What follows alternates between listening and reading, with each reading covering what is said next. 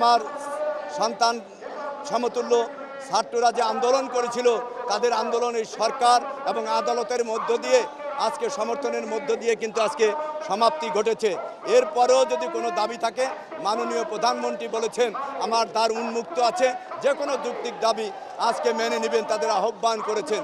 আমি মনে করি তার এই আলোচনা কোনো কথা থাকলে অবশ্যই আলোচনার মধ্য দিয়ে সমাপ্তি হবে। দেখেন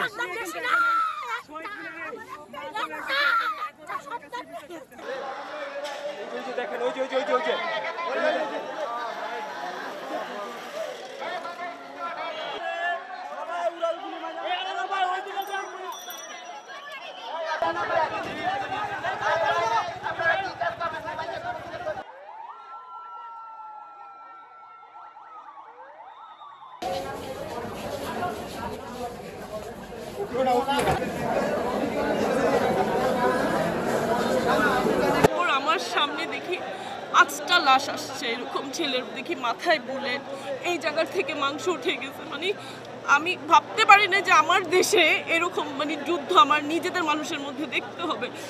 লাশের পর লাশ, আমি কি করব? সবাই ওখানে হাত পেতে দোয়া